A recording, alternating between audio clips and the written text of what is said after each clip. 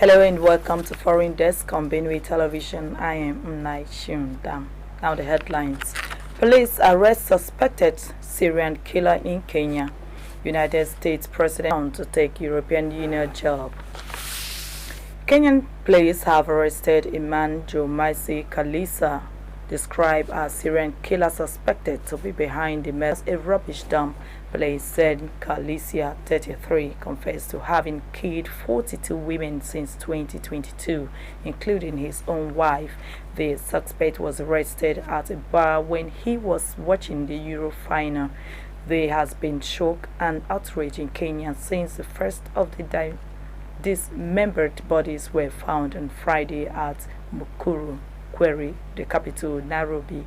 Head of the Directorate of Criminal Investigation, DCI, Mohammed Amin, said the suspect confessed to have lured Thursday. Amin disclosed that after the arrest, the suspect led police officers to his house about 100 meters from the crime scene. Police said they were still interrogating the suspect to establish the motive for the killings, and he would be arraigned in court on Tuesday. A second person with a phone belonging to one of the victims have also been arrested and would be treated either as an accomplice or suspect. Kenya's police watchdog earlier said it was investigating whether Douglas Kenja of now Foreign Dex will proceed on a quick break. We'll be right back.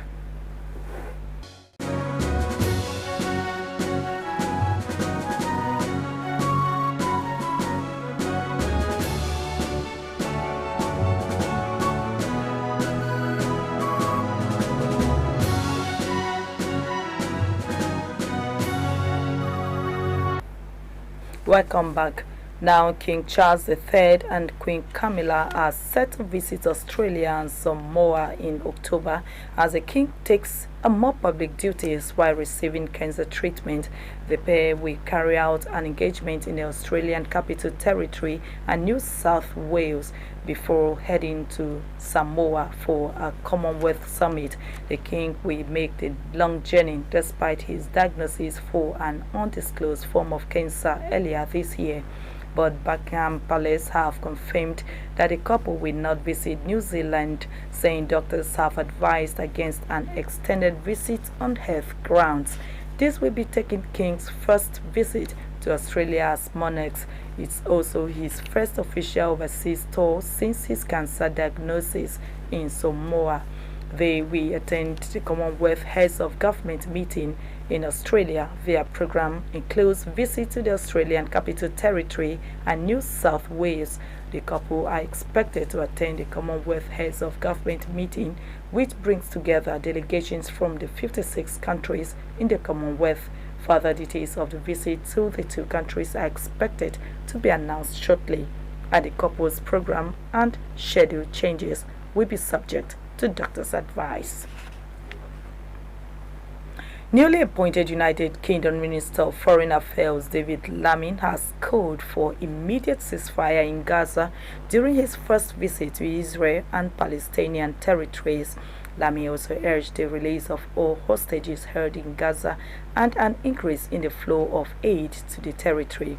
The new UK Foreign Secretary had talks with Israeli Prime Minister Benjamin Netanyahu, the Palestinian Authority's Prime Minister Mohammed Mustafa.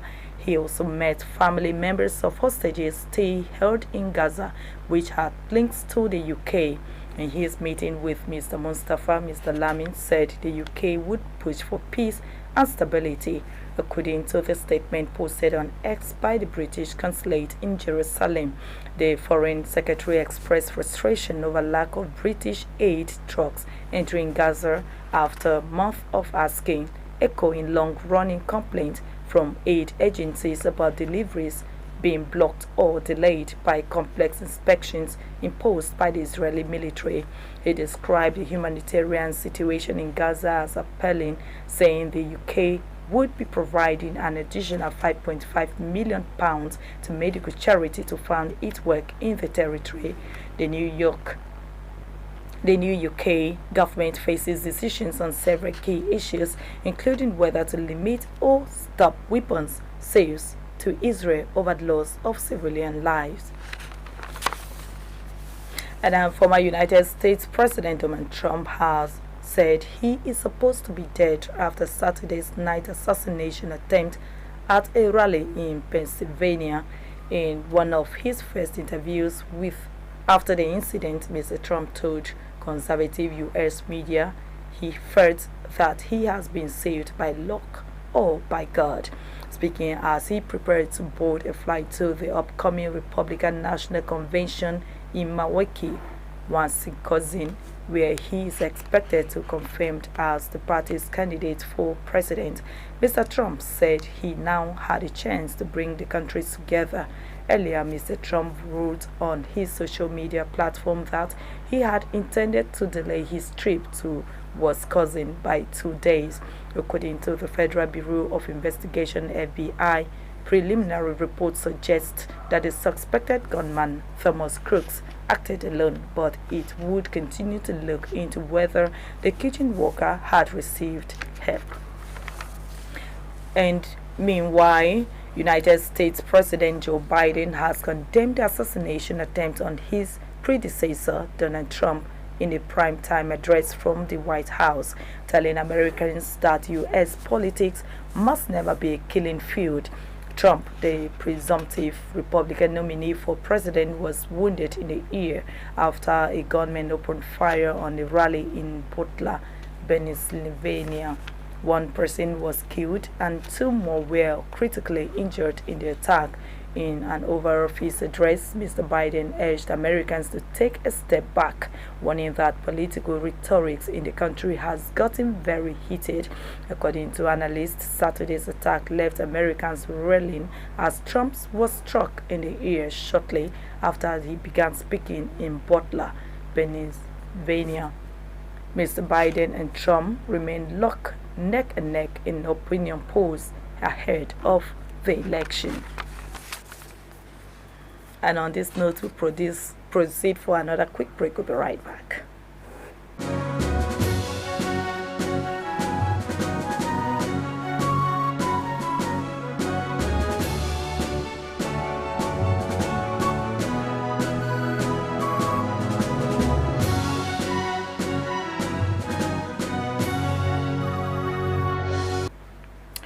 Estonian Prime Minister Kaja Kallas on Monday stepped down to become the European Union's next foreign policy chief after she was tapped for the job by the bloc's leaders.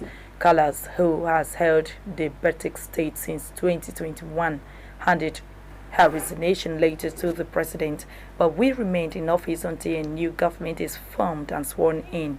The outgoing premier is expected to also resign as leader of her Reform Party later this summer.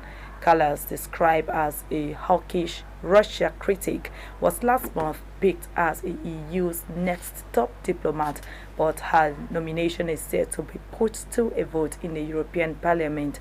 The ruling coalition of Kallas Reform, Social Democrats and Estonian 200 are in talks with form a new government.